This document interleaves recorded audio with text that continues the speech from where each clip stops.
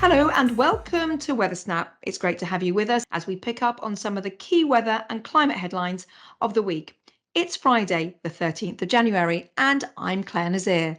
And I'm Alex Deakin. Hold on to your hats. We're going to be talking about rain, heat, and snow. And if you're a winter sports enthusiast who's been nervously watching the results forecast, then stay tuned because we're talking a little bit about the latest conditions across Europe as well. But first, we've got a special guest with us. It's our regular guy, Graham Madge, who is our climate correspondent, and he's here to tell us about the climate headlines which have happened this week. Graham, welcome to the show again. Hello. So last week we were talking about the UK having its warmest year on record, that's 2022, and discussed the fact that, over a year, every month apart from December had higher than average temperatures. We're now going global, aren't we? And we're looking at how 2022 rated globally as a warm year. So what are the top headlines? That's right, Claire. So, what we're announcing is the fact that 2022 was the sixth warmest year on record since 1850.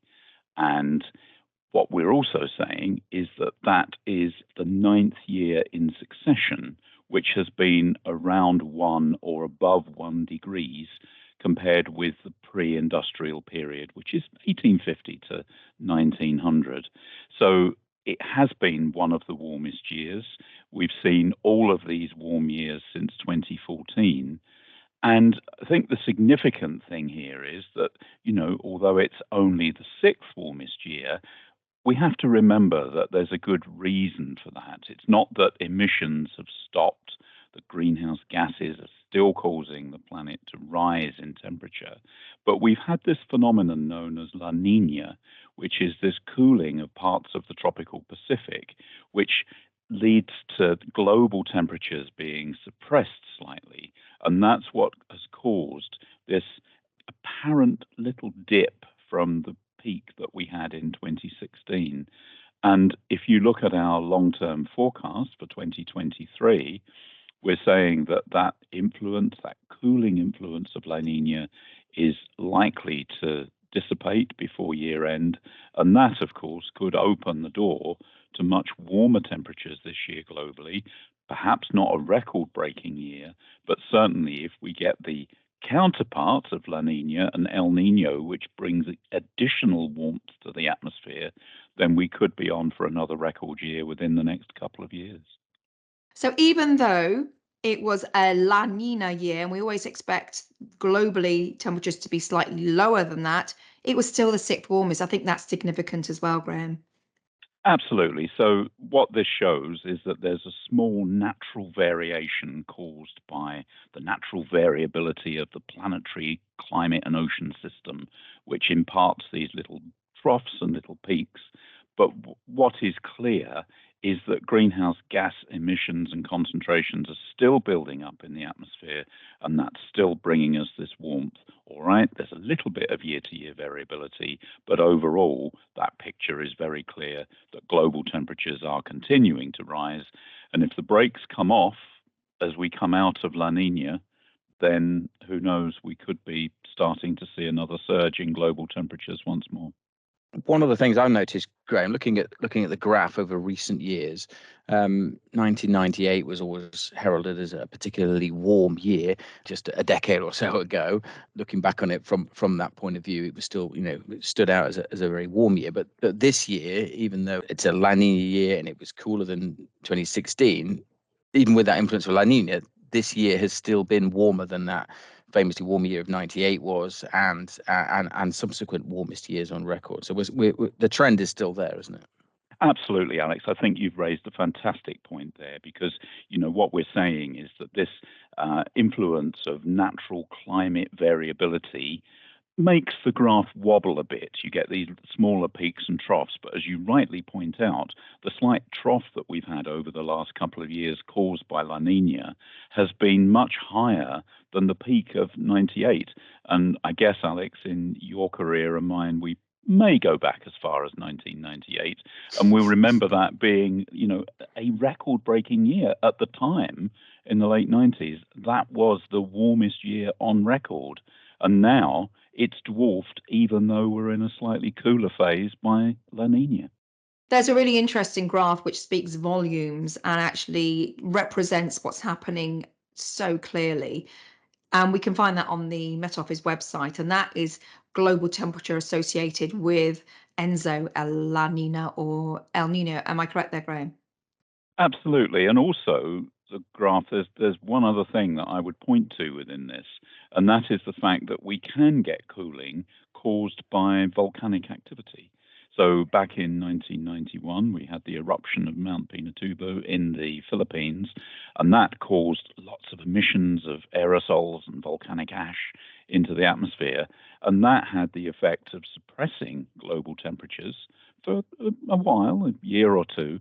And that took part in an El Nino period where temperatures we would normally expect to be quite a bit warmer, but there was actually a distinct cooling phase for 2 or 3 years, whilst all of that volcanic material settled out of the atmosphere, and then we got back to warmer temperatures again. So this period of climate variability that we see, either because of ENSO or because of volcanic activity, affects the temperatures in a modest way.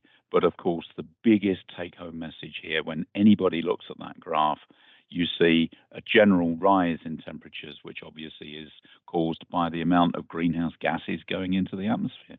So we know about El Nino and La Nina. There are other factors, aren't there, that, with this natural variability that climate scientists talk about. The key fact is we know about them, don't we? We know about them, and they're always included in our climate models as well. So we know that the sun varies.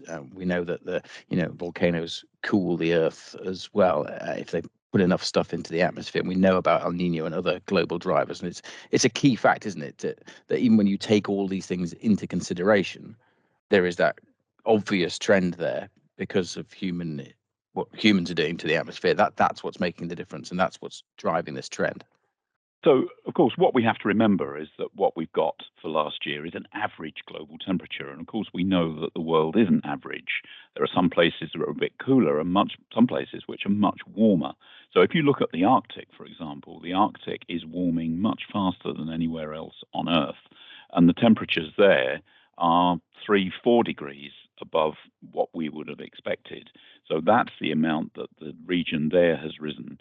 And obviously that has a huge effect on Arctic sea ice and, of course, potentially impacts on our weather much closer to home.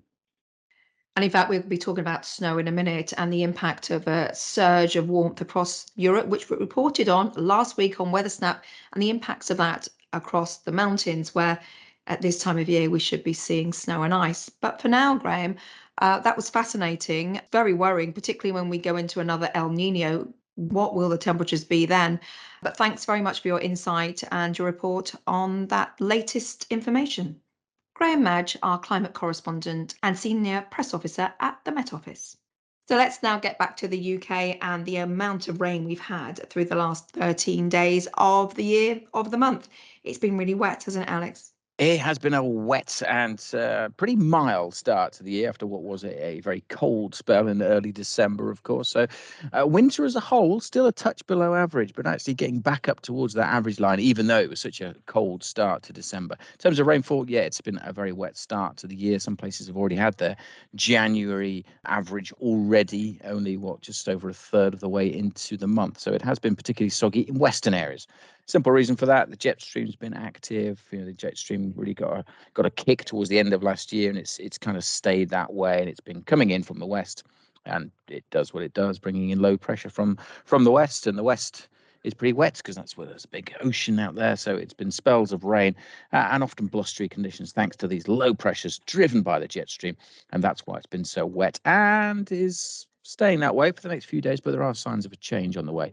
But for the next few days, more spells of rain coming in from the west, and particularly the hills of Wales and western England, so southwest England, northwest England, and southwest Scotland. They've been really bearing the brunt of the rainfall. The rain comes in from the west, clouds drop all the rain, and by the time they get to the east, there's not as much left. It's a classic scenario. And yeah, another spell of heavy rain coming in on Saturday, and because it's been so wet, the ground is saturated. Even though we're not talking huge amounts, there is the potential for further flooding. Yeah, I mean, the rain warnings have been issued this week, have really targeted particularly the high ground of the Mm. West. It has to go somewhere and it goes downstream. And so it's river flooding, which is of most concern. Although my garden is underwater right now, here in the Northwest, we've seen a huge amount of wet weather. And heavy downpours as well obviously cause spray and surface water. And different rivers react differently, take different time scales too. So that's why the Environment Agency worked closely with the Flood Forecasting Centre, that partnership between the Met Office and the Environment Agency, experts in this field who know just how quickly rivers respond and can look at the models in detail and really pinpoint areas that are susceptible to flooding days in advance because of the increased accuracy in forecasting just how much rain is likely to fall out of the sky. But yeah, hopefully in terms of rainfall, we are perhaps in for a bit of a change as we go through the weekend into next week. Well, I hope so. I mean, we're almost half the way through meteorological winter, pretty Mm, much. mm. And we've had some extremes already this winter with obviously the very cold snap over 2 weeks in December, the snow, the ice. And now literally it's flipped to rain, wind, and milder air, particularly across more southern areas. So give us a little bit of a top line of what's next. Are we going to get some dry weather? Is my garden going to become less of a lake or a pond and more of just a muddy pit? Well, maybe a skating rink. Colder, I think, is the main theme as we go into next week. Quite a bit colder. Nothing as extreme as it was in early December. Nothing particularly unusual. But like you say, because it has been so mild, wet, and windy for a month. After that very cold start to December, it will be a bit of a return, a bit of a shock to some. So we're going to see colder air arriving during Saturday once that rain's cleared, but more particularly Sunday, Monday, Tuesday, especially. So the colder air sinks southwards, significant wind chill. But then as the winds ease, we're going to see overnight frosts, hard frosts, the return of potentially ice, and yes, the likelihood of some snow. Now, at this kind of lead time, it's a bit too early to put any detail on. Through the weekend, it'll mostly be hills across Scotland, perhaps some over northern England. But into next week, as the air gets colder, where we see some showers, there could be snow down to lower levels. But as I said, at this kind of range, it's a bit too early to put much detail on. Most likely, obviously, further north you are, but watch this space. I think if you're a snow addict, as I know many people are. That's really good. That's good to know, actually. It really is. And in fact, yes, we are diving into another cold spell. Not such a bad thing if we do see a bit of dry weather, but snow's always preferable just for a day or so before the country grinds to a halt. Across North America, in the West, we're seeing huge amounts of rain, heavy rain, up to 250 millimeters in places across western spots, and snowfall over the higher levels. So, yes, storm force winds associated with that, with a strong Pacific jet driving those weather fronts towards this parts. That's western parts of the US, southwest Canada. For eastern parts of North America, another area of low pressure will bring multiple hazards through the next few days. We're likely to see some wet and windy weather, and again, very high rainfall amounts, and the risk of snow and freezing rain. So after that spell of winter weather, which affected about 100 million people, I think, around Christmas time, another area of low pressure will bring some huge impacts through the next few days with storm force winds, really scary stuff. So that's happening across North America. But last week we talked about the mild air across Europe, Alex, and the fact that snowmelt was a real issue. Yeah, we had that incredible warm spell, didn't we, at the start of the year that lasted just a few days, but it was the extent of the warmth that was particularly notable, covering a large swathe of central and northern Europe with temperatures so far above average. Records were broken from east to west, and not just daytime temperature records, but the whole of January records were being broken on the 1st of January. The numbers were incredible in some countries, and that obviously caused a huge amount of snow melt as well. Now, temperatures have since dropped. It's still been generally a bit above average, but we have seen a return to closer to normal scenario, thankfully. And we've also seen something of a return of snowfall as well across many of the Alpine and Pyrenean ski resorts. We have seen a return of some snowfall here too. So conditions have been, I say, improving somewhat. But yes, significant warming at the start of the year led to snow melt and some serious flooding as well. Yeah, there were reports at the end of last weekend of a significant snowstorm across the Alps. It all started on Sunday from the southwestern Alps. The freezing level then dropped from about 1,500 meters down to around 1,000 meters by the middle of the day. And yes, we saw quite a lot of snow, 50 centimeters in places, and eventually snow reached Austria as well as Italy, across the Alps, that is. So the heaviest snow was across the northern French Alps, but also southern French Alps. So that's good news if you're planning to go skiing, and great news actually for the environment, because at this time of year, we do need that snow. We really do need that cold air. So the warm air reached east, northeast, but northwest across some parts of Scandinavia, they remained under very cold air and also very unsettled conditions, deep areas of low pressure, dumping a lot of snow. Yes, last weekend, Norway saw record snowfall. Hemsedal has just broken a 100-year-old record for snowfall. And so a lot of the ski resorts there are reporting incredible deep powder. The record was broken at the weekend. That record was for the most snow for the time of year, as I say, for more than 100 years. Holto, 655 meters up in Hemsedal. They've been measuring snow depths apparently since 1879, and the official measurements show over a metre, 115 centimetres of snow there on Sunday, the 8th of January.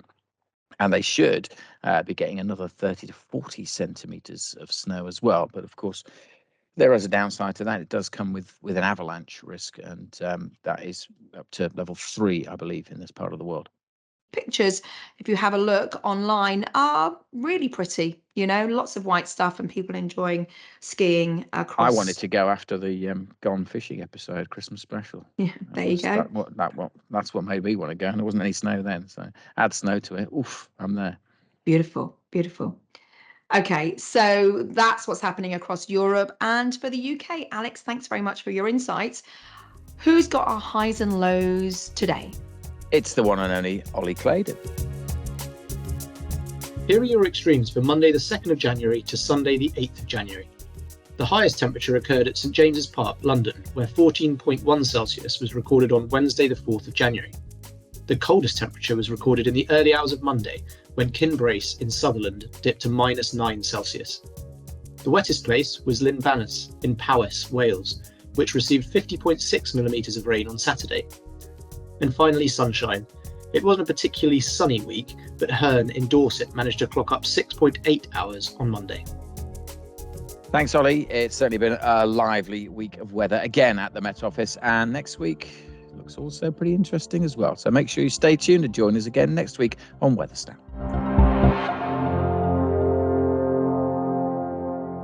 Weather Snap is a podcast by the UK Met Office. For the latest weather conditions where you are, download the Met Office weather app.